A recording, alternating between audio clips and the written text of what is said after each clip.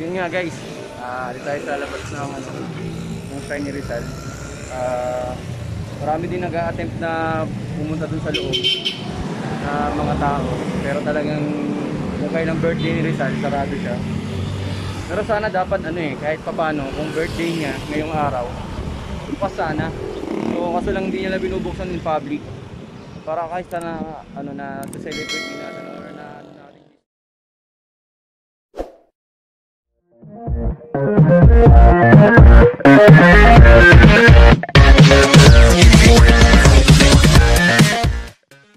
Wala na nga, halo. Oo. Oo. Gawa kasi ng traffic, syempre. Pero ang dami talagang motor ngayon, gabi. Mas marami yung motor ngayon. Kaya yung mga mga buhaya kung gusto mga motor ang uhulihin Una, alam nila yung ibang nagmumotor hindi naman masyadong may impluwensya, di ba? Normal na tao, normal na Pilipino. Pangalawa, mas marami ang motor. Mas maraming mahuhuli, mas maraming pera. Joke. Tunay lang naman yan Marami talagang tatlo. Kaya prone tayo sa huli kasi nga kita, kumaga visible tayo pagka kumaga mangangamote tayo ng konti. Sobrang traffic. Yun nga, visible tayo sa kalsada. Pag walang helmet, kita ka. Di ba? Pagka ganito, traffic, sisingit ka. So, minsan kasi hindi maiiwasan. May pagkakataon hindi talaga maiiwasan. Hindi naman pwedeng nasa likod ka ng kotse, ito ka, nakikitraffic ka din, di ba? Kaya ka nga single Yung gagayahin yung kanina solid lane yun bawal ang overtake sa ganon. Bawal palang dumaan sa ganon. Consider as counterflowing yun. Ginawang makadaan. Talagang hinarangan tayo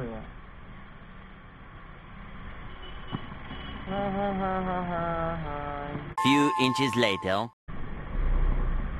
Harangan mga ulit ako. Several bad puns later. Maganda maganda yung nila Meanwhile,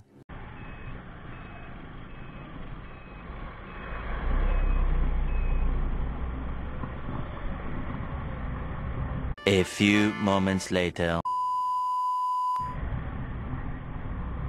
Alam ko may charity ngayong sina Abi. Hindi ko lang alam kung saan Sina Abi may charity ride.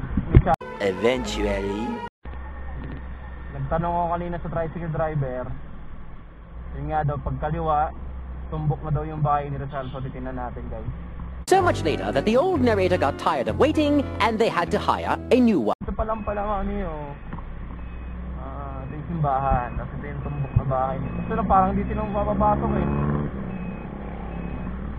hindi, may tao. Ay, wala. Ayan guys, gigilid tayo. Hindi natin alam kung makakapagilid tayo Hindi nagpapapasok pero sa labas lang tayo. Gagayahin din si kuyang nagbablog. Ayan may vloggerist tayo. Yun, sadly, hindi tayo makakapasok dun sa loob sa bahay ni Rizal kasi nga sarado. Gusto ko sanang pumunta dyan, talagang noon pa. Kala ko kasi ngayong June 19 may libre or pwedeng pumasok, yung pala hindi. Pero parang kuya pumasok baka dun lang sa next vlog, try natin na makabalik dyan. Makapunta tayo dito sa loob ng bahay ni Rizal para makita natin yung pinakaloob ng mga yung mga pwedeng makita dun sa loob. Knowledge natin, si Jose Rizal is ang ating pambansang bayani, which is common sa ating mga aklat. Siya rin yung natatanging lumaban sa Kastila sa mamamagitan ng pamamahayag, literatura, panulat. So aside kay Andres Bonifacio, si Andres naman is yung kanya ay pamamaraang himagsikan o yung paggamit ng daha. Pero all in all, pareho naman silang nag-serve sa bayan natin para makamit natin yung kalayaan. Yun nga, almost 300 years tayong sinakop ng Castilla. So dahil nandito na tayo, babatiin sana natin si Rizal ng happy birthday. Happy birthday Dr. Jose Rizal. At yun nga, salamat sa naging contribution mo sa aming mga Pilipino para magkaroon ng kalayaan ng mga Pilipino laban sa Castilla. So any brief, di naman tayo historian, pero alam natin sa puso natin na nag-aaral tayo, na tinuro sa atin kung anong tama at magandang ginawa at dinulot ni Jose Rizal sa ating lahat. Yun lamang guys. Ikot-ikot lang ako, tingnan ko kung ano pa yung pwede kong makita.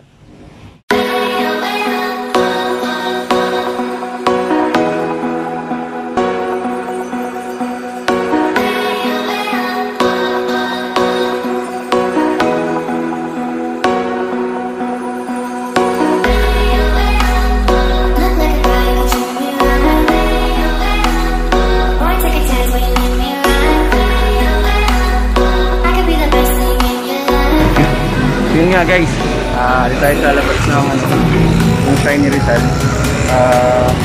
Marami din nag-a-attempt na pumunta dun sa loob na mga tao, pero talagang magkaya ng birthday ni Rizal, sarado siya. So kasi lang hindi nila binubuksan in public para kahit sana na celebrity natin or na natin history ni Rizal. Problema, yun nga, hindi ko alam kung bakit sarado siya ngayong araw na to. Yun nga, hindi tayo kay Rizal sa kanyang holiday, hindi rin tayo makakapunta sa kanya. Parado daw, sabi ni guys. Hindi tayo makakapunta. Pero marami rin mga mga tulad ng mga yan, mga gustong pumunta. Actually kasama sila kanina doon, ako lang din sila binihakan. Sarado daw yung pinaka-venue vicinity. Sayang, di tayo makakapunta. Ngayon siguro yung dalawang guard. Hindi ka lang kung guard yung isa. Dito tayo makakapasok sa loob. Sayang, sana mapapublicize na makilala man na kahit paano yung place na birthplace na Little Rizal. Malaman ko ano yung mga nasa loob ng staff. Wala akong problema, hindi tayo makapasok. Kaya sorry guys.